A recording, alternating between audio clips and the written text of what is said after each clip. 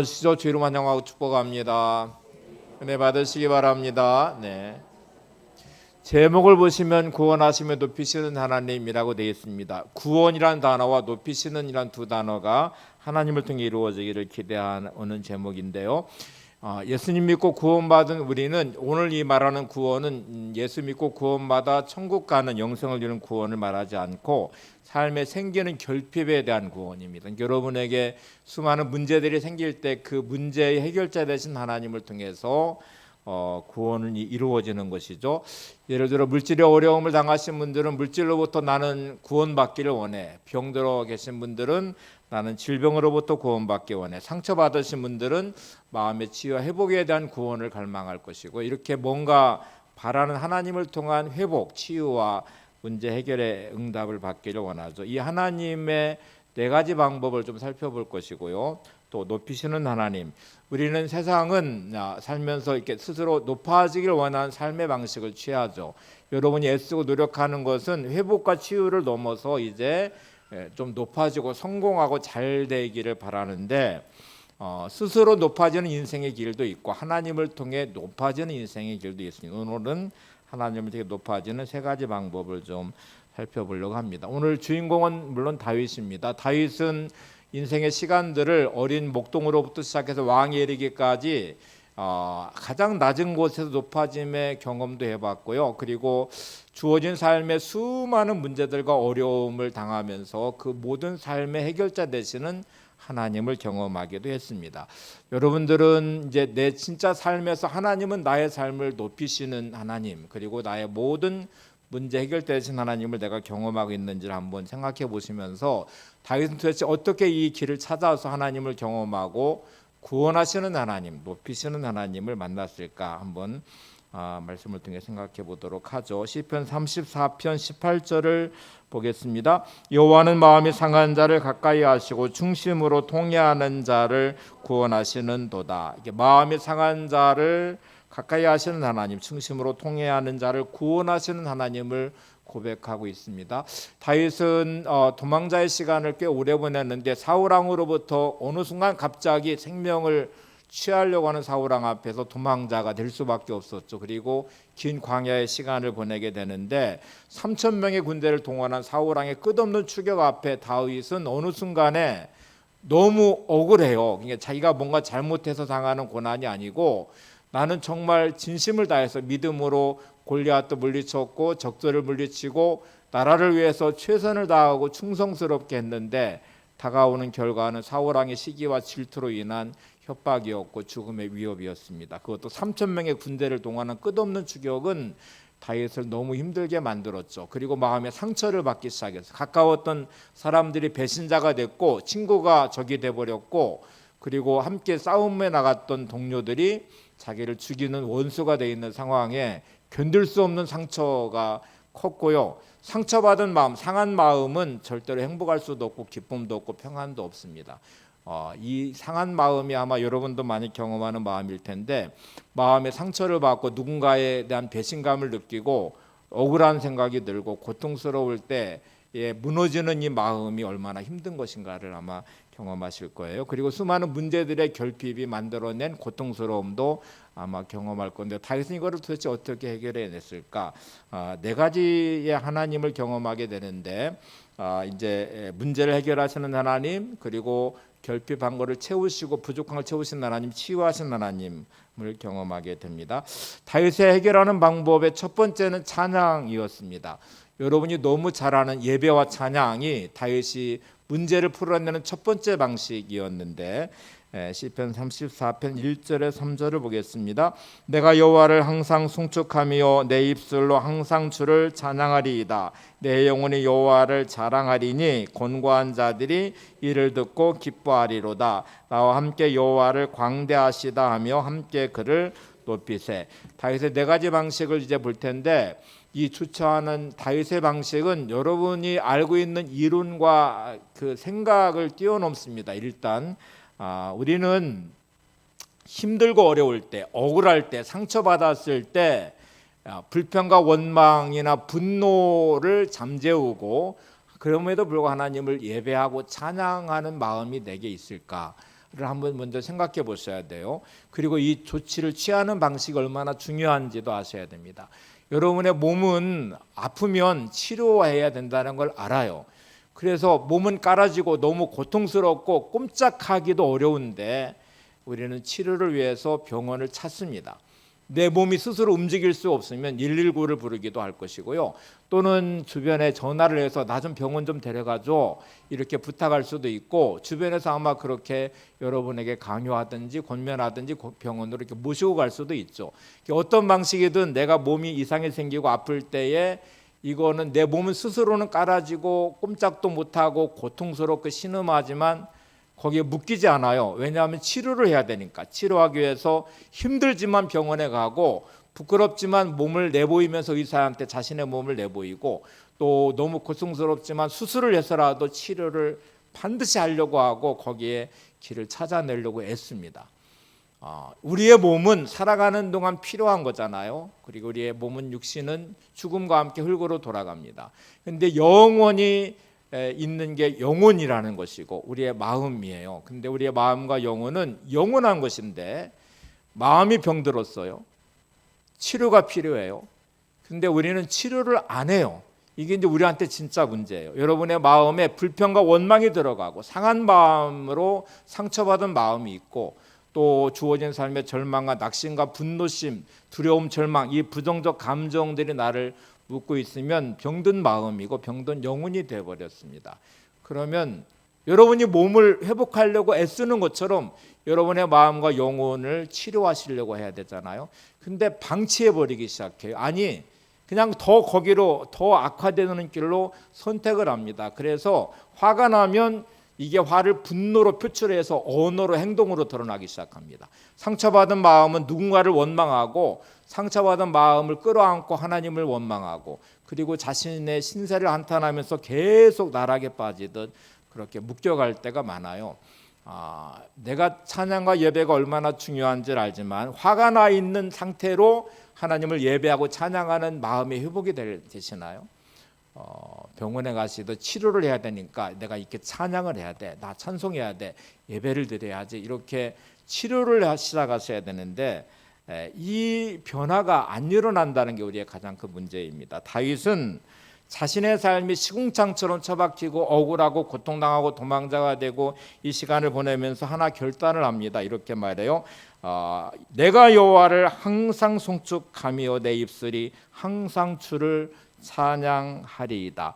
여기 항상이란 단어가 중요합니다. 다윗은 자신의 일어나는 수많은 문제의 해결자가 하나님이시라는 걸 알기 때문에, 마치 우리가 몸이 아프면 나 병원 가야 돼, 나 치료받아야 돼 이렇게 하시듯, 또 약을 먹어야 돼 하시듯 여러분의 마음과 영혼이 고통과 아픔과 상처로 얼룩져가고 일어나는 분노심과 원망과 상처받은 마음과 두려움과 낙심과 절망의 감정들은 병들어 있는 마음과 영혼이에요. 그러면 치료하려면 누구한테 가셔야 되냐면 하나님께 가셔야 돼요. 하나님을 만나셔야 돼요. 그러면 가장 확실한 방법은 찬양입니다. 예배를 드리는 거예요. 그러니까 여러분, 내가 이렇게 억울하고 고통스럽고 화가 나는데 무슨 찬양이 돼요? 그래서 찬양하셔야 돼요. 그러니까 예배 드리셔야 돼요. 예배로부터 멀어지고 있는, 하나님으로부터 멀어지고 있는 내가 심각한 문제예요. 병원 가시듯 하나님을 만나야 회복되니까 억울한 마음과 상처받은 마음과 화가 나 있는 분노심의 마음을 가라앉히고 하나님을 예배하는 예배의 자리에 목숨 걸고 나오셔야 되고요. 내 안에 일어나는 분노심을 꿀꺽 삼키고 그럼에도 불구하고 하나님을 찬양하는 예배, 찬양과 경배를 하나님께 올리셔야 됩니다. 다윗보다 훨씬 더 고난을 많이 당한 욥을 한번 볼까요? 욥은 어느 날 갑자기 자신의 있는 모든 재산이 다 날아가 버렸어요. 불타버리고 도둑질 당하고 강도당하고 하여튼 그러면서 그냥 일어날 수 없는 일, 동방의 가장 큰 부자였던 욥이 한순간에 거지가 되어버려, 빈털터지가 되어버렸어요. 자식이 10명이었는데 하루아침에 그 10명의 자식의 집이 무너지면서 다 죽어버렸어요. 여러분은 이런 고통과 어려움은 절대로 만날 수 없는 고통과 어려움. 욥은 인간이 만나는 최극치의 고통과 고난과 어려움을 만난 사람이에요. 하루아침에 모든 재산이 다 날아가서 빈털터리가 됐어요. 가장 큰 부자였던, 세상의 가장 큰 재벌이었던 그가 가장 가난한 사람이 됐어요. 10명의 자식이 하루아침에 다 죽어서 그렇게 남아버렸어요. 욥은 이 순간에 어떻게 대처했는지 보시죠. 욥기 1장 20절 21절입니다. 욥이 일어나 겉옷을 찢고 머리털을 밀고 땅에 엎드려 예배하며 이르되 내가 모태에서 알몸으로 나와 싸운즉 또한 알몸이 그리로 돌아가올지라. 주신 이도 여호와시요 거두신 이도 여호와시오니 여호와 이름이 찬송을 받으실지니이다. 좀 전에 말씀드린 상황을 연상해 보시며 욥이 일어나 겉옷을 찢고 머리털을 밀며, 너무 고통스럽고 너무 힘든 이 표현입니다. 옷을 찢고 머리털을 밀고 땅에 엎드려. 첫 번째 행동이 뭐예요? 예배를 드려요. 그리고 이렇게 말합니다. 내가 모태에서 알몸으로 나와 싸운즉 또한 알몸이 그리로 돌아가올지라. 주신 이도 여호와시요 거두신 이도 여호와시니. 그리고 이렇게 말합니다. 여호와 이름이 찬송을 받으실지니이다. 여러분, 욥의 대처를 보고 계시잖아요. 여러분은 어떻게 대처하십니까? 억울하고 화가 나고 너무 힘들고 고통스럽고 절망스럽고 이럴 때 내 마음이 어디로 가고 있는지. 몸이 아프고 병들었으면 약을 먹고 병원에 가는 건 잘하시잖아요. 여러분의 영혼과 마음이 병들었잖아요. 회복과 치유를 하셔야 되면 누구를 만나셔야 돼요? 하나님 만나셔야 되죠. 하나님 만나는 방법에 가장 확실한 건 예배와 찬양입니다. 여기가 내가 조치를 취하는 방식인지를 보시면 거의 대부분의 사람들은 반대로 가요. 화가 나고 분노하니까 화를 폭발시키고 분노를 행동으로 옮기고, 힘들고 어렵다고 하나님을 원망하기 시작하고 예배로부터 멀어지고 기도도 하지 않고, 이렇게 뭔가 달라지고 있는 우리를 보시나요? 여러분이 육신의 몸을 다루듯이 영혼을 다루셔야 되고요. 여러분의 마음을 다루셔야 돼요. 욥은 이 첫 번째 자리의 순간을, 가장 고통스러운 순간에 엎드려 예배를 드리기 시작합니다. 그리고 하나님을 찬양하기 시작합니다. 바울과 실라가 빌립보 지역에서 복음을 전하다가 귀신 들린 여인을 고쳐준 이유 때문에 그를 통해 전보던 사람들이 손해를 봤다고 고발해서 바울이 붙잡혀서 많은 매를 맞고요. 그리고 손발이 착고에 채여서 감옥에 갇히게 됩니다. 너무 억울하고 화가 나 있는 상황일 수밖에 없어요. 왜냐하면 바울이 빌립보로 오고 싶어 온 게 아니거든요. 바울이 그리고 무슨 도둑질하다 잡힌 것도 아니고 강도짓하다 잡힌 것도 아니고 뭐를 죄를 지어서 잡힌 것도 더더욱 아니에요. 바울은 아시아적으로 복음을 전하기를 소원했는데 갑자기 성령께서 그의 마음을 움직여서 마게도냐 사람의 환상적인 의를 도우라는 환상을 보면서 한 번도 가본 적이 없는 마게도냐지요. 그리고 아는 사람이 한 사람도 없는 그곳을 향하여 떠났고요. 순종했고, 그리고 그곳에서 복음을 전하다가 생긴 일이에요. 억울하고, 그리고 일어나서는 안 될 일이 일어난 거잖아요. 바울과 실라의 마음속에 화가 났을까요? 분노심이 생겼을까요? 억울하다고 항변했을까요? 감옥에 갇힌 바울과 실라의 모습을 보세요. 사도행전 16장 25절. 한밤중에 바울과 실라가 기도하고 하나님을 찬송함에 죄소들이 듣더라. 죄소들이 듣는 바울과 실라의 모습은 불평과 원망과 절망이 아니라 하나님을 찬송하는 소리를 들었다는 것입니다. 여러분, 너무 억울하시고 힘들고 화가 나고 이런 나의 마음 상태의 나의 모습이 있어요. 주변의 분들이 다 알아요. 여러분의 무슨 소리를 듣고 있을까요? 그 다음에는 중요하잖아요. 나는 믿음의 사람이면 그럼에도 불구하고 예배하는 여러분의 모습을 보셔야 됩니다. 찬송하고 있는 여러분의 모습을 보셔야 돼요. 그리고 하나님을 향하는 이 태도가 다윗이 가졌던 중요한 첫 번째 태도였고, 회복하시는 하나님, 구원하시는 하나님을 만나는 자리였습니다. 우리는 구원이 필요해요. 물질의 문제도 풀으셔야 되고, 질병도 치유받으셔야 되고, 상한 마음도 치유되셔야 되고, 뭔가 결핍된 나의 삶에 채우시는 하나님을 경험하셔야 되는데 나의 조치는 전혀 다른 방향으로 가요. 병원에 가서 의사를 만나야 되는데 그냥 혼자 버티고 있는 거예요. 아프다고 말하면서도 약도 안 먹어요. 몸은 점점 망가지고 있는데 아무 조치를 취하지 않고요. 그냥 신세한탄하고 원망만 하고 있는 모습을 보면은 여러분은 뭐라고 생각하시겠어요?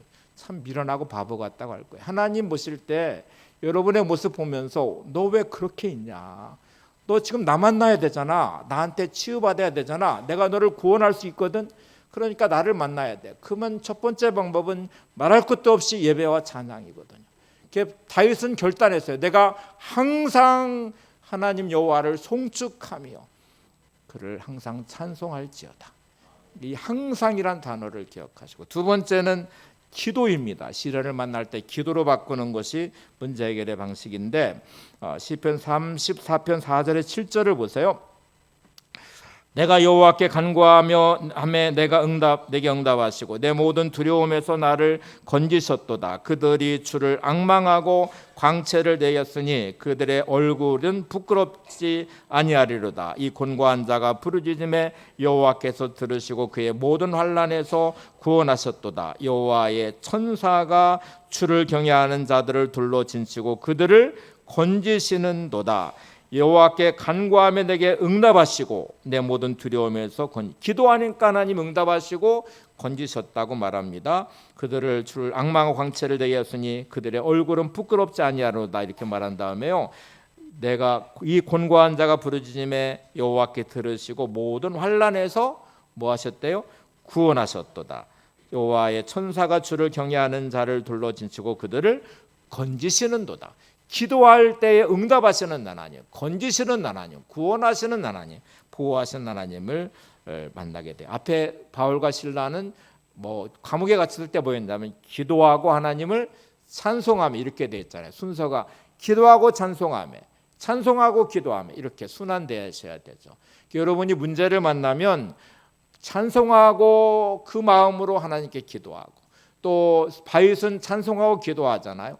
지금 근데 바울은 기도하고 찬송하고 그러잖아요. 이게 순환이 얼마나 좋겠어요. 바울과 실라가 찬송할 때 듣고 그 이후에는 그 간수가 회개하고 세례를 받고 그 가족이 구원받고 빌립보가 교회가 세워지고 이렇게 역사가 이렇게 일어나는 장면이 나와요. 다윗이 찬송하고 기도하니까 하나님이 건지시고 구원하셨다고 말씀하고 있습니다. 여러분, 다윗의 비밀은 고난과 고통과 억울한 일을 만나고 도망자의 수많은 시간들을 보낼 때 항상 자신의 모든 결핍과 삶의 문제의 해답은 하나님이심을 믿었어요. 그러니 어느 자리든지 찬송할 수 있었고요, 어느 자리든지 기도할 수 있었습니다. 여러분의 삶이 오늘 이 믿음의 자리에 서셔야 됩니다.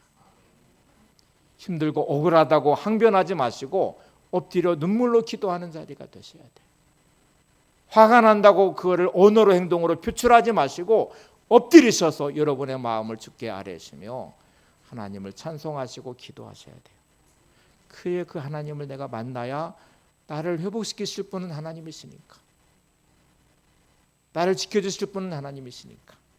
세 번째, 부족함을 느낄 때 채우시는 하나님께 나가는 것인데 이 방향성이 대단히 중요합니다. 병원에도 가셔야 되잖아요. 집에 앉으면 아무리 나 병원 가야 돼 수천 번 수만 번 말하고 움직이지 않으면 치료가 안 되시죠. 약을 먹어야 돼 그러는데 약을 안 먹으면 아무런 효과와 능력도 없죠. 우리는 생각으로는 많이 해요. 기도해야 되는 줄 안 돼요. 예배해야 되는 줄도 안 돼요. 근데 기도도 하지 않고 예배도 드리지 않아요. 하나님께 나가야 된다는 것을 알면서도 하나님께 안 나가요. 내 마음은 이미 닫혀버렸고 불평과 원망이 가득 차 있고 두려움에 묶여 있고 분노심에 사로잡혀 있을 뿐이지 이 마음이 하나님을 향하지 않으니까 하나님을 만날 수가 없어요. 시편 34편 8절에 10절을 보겠습니다. 너희는 여호와의 선하심을 맛보아 알지어다. 그에게 피하는 자는 복이 있도다. 너희 성도들아 여호와를 경외하라. 그를 경외하는 자에게는 부족함이 없도다. 젊은 사자는 궁핍하여 줄일지라도 여호와를 찾는 자는 모든 좋은 것에 부족함이 없으리라. 지금 다윗은 여호와의 선하심을 맛보아 알지어 진수성찬을 차려놓고도 먹지 않으면 무슨 맛인지 머리로는 알 거예요. 이거 신맛이야 단맛이야. 근데 먹어보지 않은 음식에 대해서는 이게 맛있는지 맛없는지를 우리는 경험치로는 알고 있지만 먹어보셔야 되잖아요. 하나님을 경험하셨나요? 여러분, 하나님의 선하심 맛보 알지어다 하는 이 다윗의 선언은 다윗은 끝없이 하나님을 경험했다는 말입니다. 자신의 삶의 방향성이 너무 분명했고 어려움을 만날 때마다 그 하나님을 찾았고 하나님께로 나갔고 하나님이 채우시는 그 부족함을 채우시는 하나님을 경험하고 있습니다. 뒤에 앞에는 선하신 맛보알지어다라고 말하고 뒤에는 역설적으로 젊은 사자는 궁핍하여 줄일지라도 이렇게 말합니다. 젊은 사자는 궁핍하여 줄이기가 어렵습니다. 젊은 사자는 왕성한 활동력과 능력으로 사냥을 해서 언제든지 잡아서 먹을 수 있어요. 사자가 죽는 때는 언제냐면 기력이 쇠해지면서 더 이상 사냥을 할 수 없을 때, 더 이상 달려서 다른 짐승을 잡을 수 없을 때는 동물의 왕이라고 말하지만 굶어서 죽어요. 사자는 몸의 기력이 사라지고 더 이상 사냥을 못하면 굶어서 죽거든요. 근데 이렇게 다윗은 말합니다.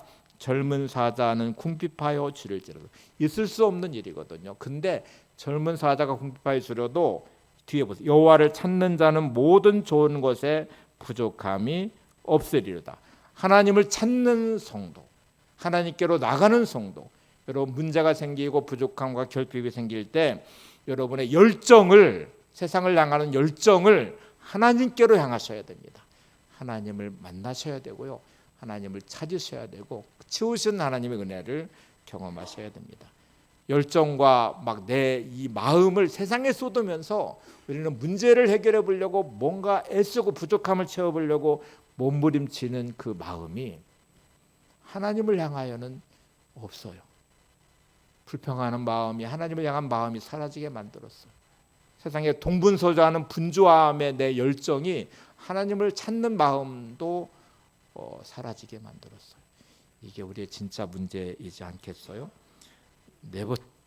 네 번째는 마음의 중심을 옮기는 너무 중요한 영적 작업이에요.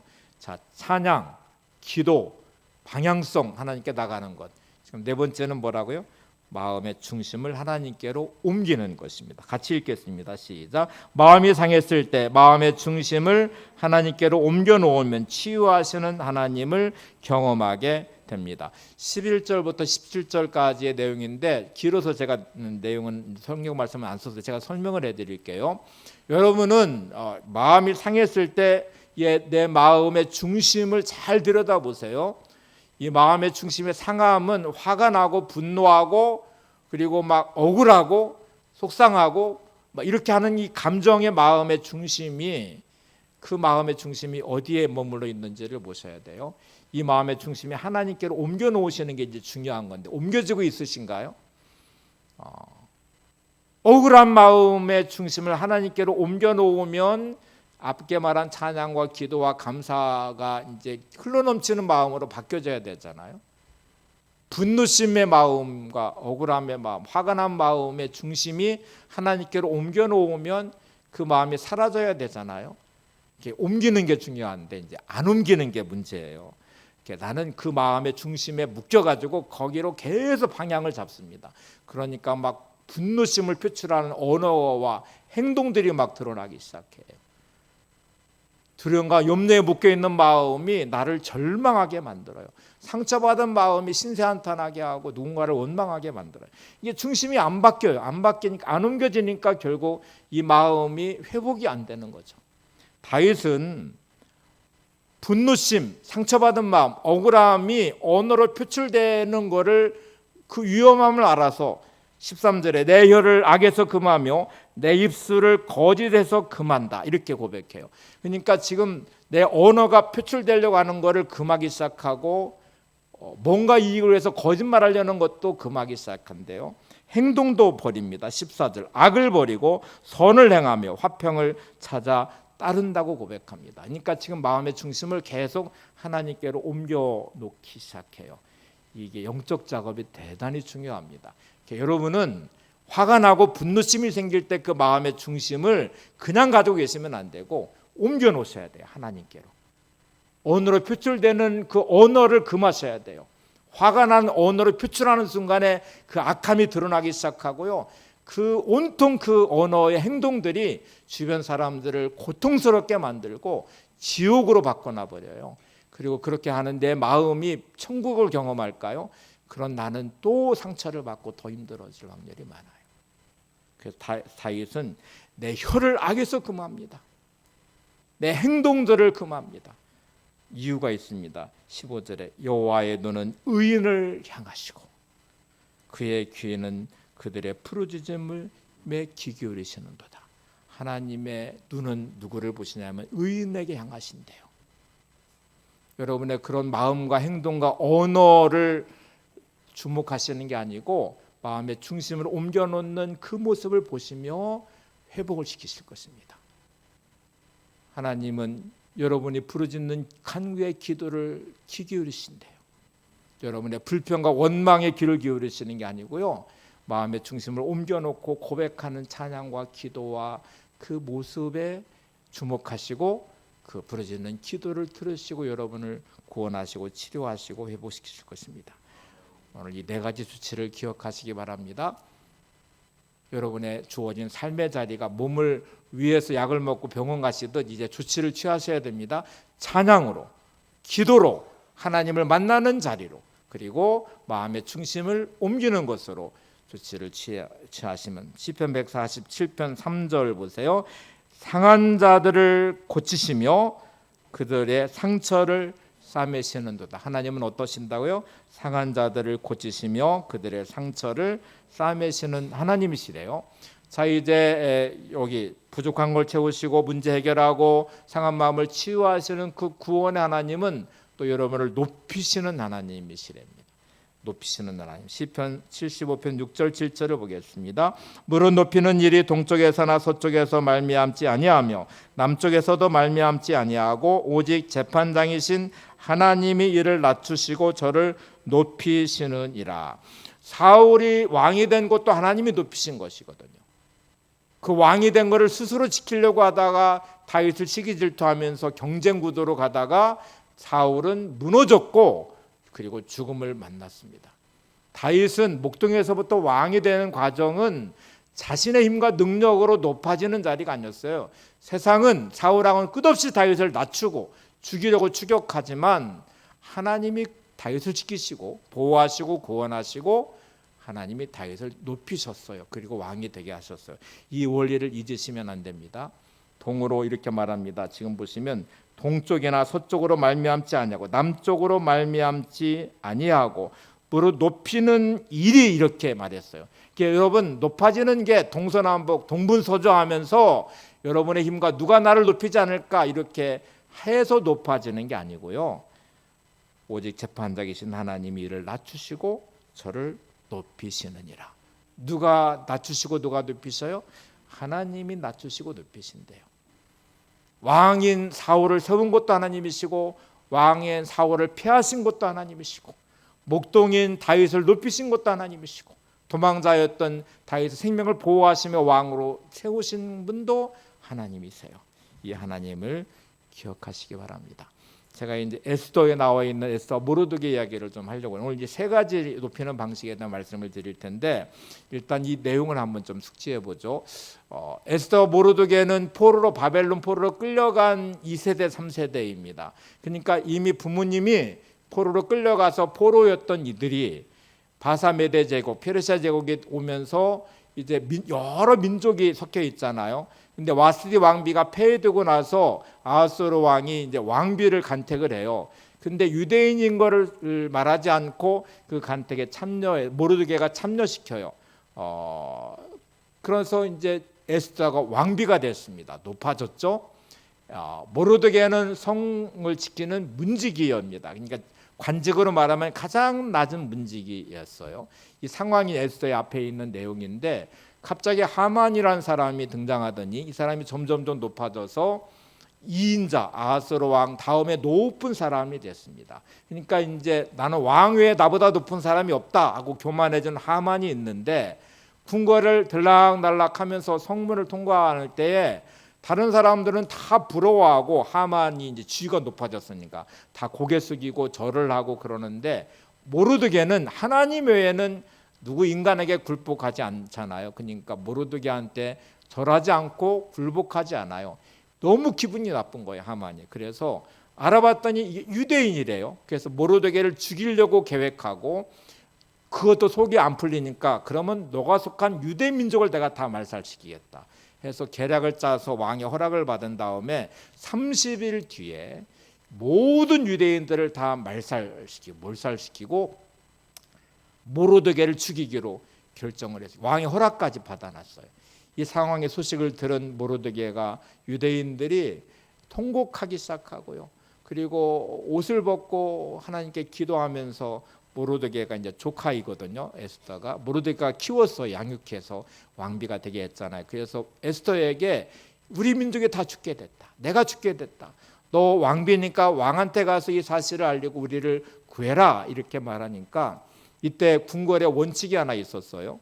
왕이 부르지 않으면 절대로 왕비는 왕 앞에 나갈 수 없습니다.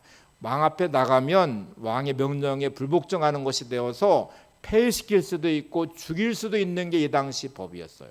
와세디 왕비가 왕의 말에 거역해서 오지 않았기 때문에 폐위가 됐잖아요. 이 상황이 그러니까 에스더가 나갈 수 없습니다. 왕이 저를 찾지 않습니다. 찾지 않는데 제가 나가면 저는 폐위되거나 죽을 수도 있습니다.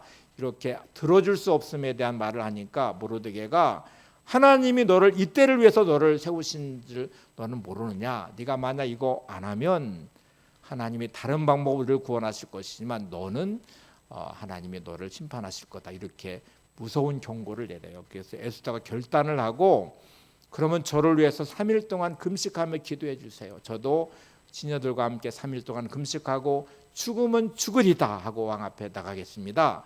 그리고 3일을 금식한 다음에 왕 앞에 나갔어요. 왕이 명령하지 않았는데 온 거잖아요. 근데 너무 에스더가 예뻐 보여가지고 왜 왔는지 물으면서 모든 소원을 다 들어주겠다고 말을 해요. 하나님이 역사를 시작하신 거예요. 그러다 에스더 왕비가 저 왕을 초청해서 제가 잔치를 하고 싶습니다 하고 그의 소원은 잔치를 베푸는 거였어요. 그리고 왕을 초청하고 하만도 거기에 왕의 잔치에 오도록 요청을 합니다. 첫 번째 잔치가 치러진 다음에 왕이 소원을 말해라 했더니 내일 다시 잔치에 오시면 제가 소원을 말하겠습니다. 이렇게 말을 하고 이제 왕이 돌아왔습니다. 이 밤이 중요합니다. 그 밤에 왕이 갑자기 잠이 오지 않아요. 불면증처럼 잠이 오지 않아서 신하에게 역대 일기를 좀 가져와라. 이 궁궐에서 일어난 일기, 우리 왕조 실록처럼 이렇게 일기가 있어요. 그래서 그 밤에 일기를 쭉 읽도록 했는데 어떤 장면, 그 수많은 내용들이 있잖아요. 근데 기가 막히게 그날 밤에 그 역대 일기를 읽는 그 내용은 모르드게가 아하스로 왕을 살해하기로 모의하고 있는 그거를 발견을 해서 알려준 다음에 왕의 생명을 구해준 사건에 대한 기록이었어요. 분지기로 성을 지키고 있는데 양내시들이 서로 막 의논하며 왕을 이렇게 암살하자, 살해하자, 이렇게 반역하자 하고 의논한 내용을 우연히 듣게 돼서 에스더 왕비에게 알려주고 에스더 왕비가 왕한테 얘기를 해서 이 사건을 해결했어요. 그러니까 아하스로 왕이 죽을 고비를 넘긴 것이고요. 적들을 찾아내서 잘 해결해낸 것이거든요. 그래서 왕이 물었어요. 모르드게가 나의 생명을 구했는데 어떤 보상을 해줬느냐? 아무것도 안 해줬대요. 아 그래?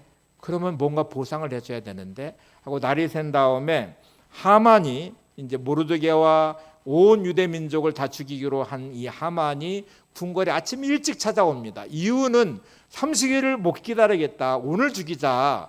모르드게를 오늘 죽이자. 그 집에 장대를 딱 세워놓고 왕한테 가서 이제 허락받은 이 조서의 내용을 이제 이렇게 실행을 하기 위해서 허락을 받으려고 왕에게 딱 갔더니 왕이 들어오는 하만을 향하 이렇게 말합니다.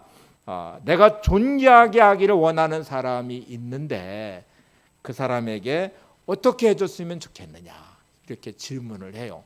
하만은 존귀하게 해주기를 원하는 사람이 누구라고 생각할까요?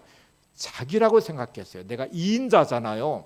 왕이 인정하는 두 번째 사람이고 나보다 더 존귀하게 할 사람이 누가 있냐? 나밖에 없구나. 그래서 그가 한 게 뭐냐면 그런 사람이 있으면 왕의 옷을 입힌 다음에 왕의 수레에 태워서 이 성을 돌아다니면서 이 사람이 모든 백성들에게 칭송을 받게 하세요. 이렇게 제안을 했어요. 자, 자기인 줄 알았습니다. 하만은 자기인 줄 알고 왕의 옷을 입혀서 왕의 수레에 태워서 성중에 다니면서 이 사람은 가장 존귀한 자다 하고 칭송을 받게 해달라고 하는 것이 맞다고 말해요. 왕이 거기에 동의를 했습니다. 그리고 그 사람이 모르드게라고 말했습니다. 자, 하나님 역사하심이 보이시나요? 하룻밤 사이에 죽이려고 했던 모르드게가 갑자기 높아졌어요. 불면증처럼 잠이 오지 않아서 역대일기를 읽었는데 모르드게가 구해준 사건이 그거를 읽어줬고, 그리고 그를 보상하지 않았다는 걸 알은 아하스랑 그 다음에 가장 높이고 싶은 사람이 모르드게였는데 하만이 자기인 줄 알고 했다가 갑자기 이제 모르드게가 왕의 옷을 입고 왕의 수레를 타고 이 나라에서 가장 존귀하게 칭송받을 사람이 모르드게이다라고 외치는 말을 누가 하고 다니냐면 하만이 하고 다녀야 돼요. 너무 역설적이지 않아요? 그 순간에 하만은 뭔가 잘못됐다고 인식하기 시작해요. 아, 뭐가 잘못됐다. 이상하게 돌아가잖아요. 그래서 할 수 없이 모르드게에다 왕의 옷을 입히고 죽이고 싶은 사람이잖아요. 그리고 왕의 수레에 태워서 성을 돌아다니면서 백성들에게 칭송과 존귀를 받게 할 이 사람이 모르드게임을 외치고 다녀오고 궁궐로 딱 돌아왔더니 에스더 왕비가 베푼 잔치상으로 왕과 함께 가게 돼요. 두 번째 잔치상에 참여했습니다. 잔치를 마친 다음에 왕이 에스더에게 너의 소원이 뭐냐 이렇게 묻습니다. 자, 이제 그 답을 보세요. 에스더 7장 3절 4절 여기까지 이해가 되셨죠? 자, 이제 에스더가 이렇게 말합니다. 만일 왕의 목전에서 은혜를 입었으며 왕이 좋게 여기시면 내 소청대로 생명을 내게 주시고 내 요구대로 내 민족을 내게 주소서. 나와 내 민족이 팔려서 죽임과 도륙함과 진멸당함을 당하게 되었나이다. 만일 우리가 노비로 팔렸더라면 내가 잠잠하였으리이다. 그래도 대적이 왕의 손해를 보충하지 못하였으리이다. 지금 갑자기 에스더가 왕한테 저한테 은혜를 좀 베푸셔서 제가 죽게 생겼습니다. 제 민족이 다 죽게 생겼습니다. 왕비인데 그 자기의 신분 유대 민족임을 밝히면서 저의 민족이 다 말살되게 됐습니다. 제가 노예로만 팔려가도 이렇게 소원하지 않을 텐데 왕에게도 손해가 입힙니다. 이렇게 한 민족이 사라지면 그 백성들이 사라지는 거잖아요. 그러니까 이렇게 하면서 저와 제 생명과 제 민족을 구해주세요. 이렇게 말했어요. 그랬더니 아하스로 왕이 갑자기 감히 왕비를 이렇게 해치고 그럴 수 있는 사람이 누가 있냐고 물으니까 대답을 보세요. 대적과 원수는 약한 하만이니이다. 갑자기 하만이 이제 대적이 돼 버렸고요. 아하스로 왕에서 모르드게를 죽이려는 장대에 이 하만이 달려서 죽게 되고요. 하만이 가졌던 권력과 지위는 모르드게한테 옮겨졌고요. 그의 모든 재산이 다 모르드게한테 옮겨졌습니다. 하룻밤 사이에 완벽한 역전이 일어났어요. 죽이려는 하만은 죽임을 당하고 그의 지위는 한순간에 죄인이 되어 죽게 되고 그 모든 지위는 모르드게한테 갔고 그 모든 재산은 하루아침에 모르드게한테 왔어요. 자, 이제 다시 오늘 본문을 보시죠. 시편 75편 6절 7절 시작. 무릎 높이는 일이 동쪽에서나 서쪽에서 말미암지 아니하며 남쪽에서도 말미암지 아니하고 오직 재판장이신 하나님이 이를 낮추시고 저를 높이시느니라. 다윗이 목동에서부터 왕위까지 올라간 자리를 생각하시고 오늘 모르드게와 에스더의 높여지는 자리를 기억하시고 세 가지를 지금 제가 짧게 말씀드릴 겁니다. 첫 번째는 섭리라는 것을 이해하셔야 돼요. 두 번째는 하나님의 때라는 것을 이해하셔야 되고 세 번째는 준비, 하나님의 이 복을 담아낼 준비가 되어 있는 것에 중요함을 아셔야 됩니다. 자, 이제 여러분 섭리라는 단어, 하나님의 주권과 섭리가 대단히 중요한데 성경을 딱 보시면 창세기가 처음이고 요한계시록이 제일 마지막에 66권이잖아요. 창세기의 창조의 시작을 말해요. 이 땅을 창조하신 분이 하나님이셔요. 요한계시록에 가면 종말을 말해요.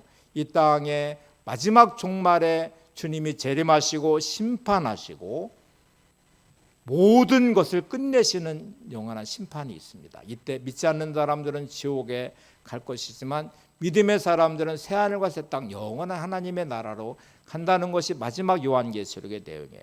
창조의 시작과 마지막 종말을 말하는 그 중간의 모든 내용은 하나님의 주권과 섭리를 다 말하고 있는 내용이에요. 이 부분을 중요하게 여기셔야 됩니다. 여러분의 인생에 태어남의 시간이 있다면 반드시 죽음의 시간이 있어요. 이건 정해진 결론이에요. 그리고 여러분의 모든 삶의 내용을 채워가는 것은 하나님의 축복과 섭리 안에서 이루어지셔야 돼요. 이걸 믿음의 삶의 모습이에요. 내 마음대로, 내 생각대로, 내 방식대로 채워지는 인생의 시간으로 채울 수 있어요. 그러면 태어난 인생의 창조는 맞아요. 마지막 종말도 이루어질 것이, 죽음도 찾아올 건데 이 죽음의 끝이 심판이고 멸망이거든요.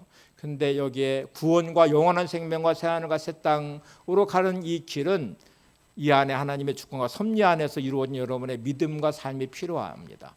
이제 여기가 중요한데 이거를 가장 잘 드러내는 구절이 지난주 본 로마서 8장 28절. 하나님을 사랑하는 자 곧 그때도 부르심을 입은 자들에게는 모든 것이 합력하여 선을 이루느니라. 모든 것이 합력하여 선을 이룬다는 이 구절이 되려면 하나님을 사랑하는 자 곧 그의 뜻대로 부르심을 입은 자들에게는 하나님의 주권과 섭리 아래 내가 들어가 있고 그 섭리 아래 내 인생을 세워놓으시면 모든 것이 합력하여 선을 이루시는 하나님을 경험하게 될 것입니다.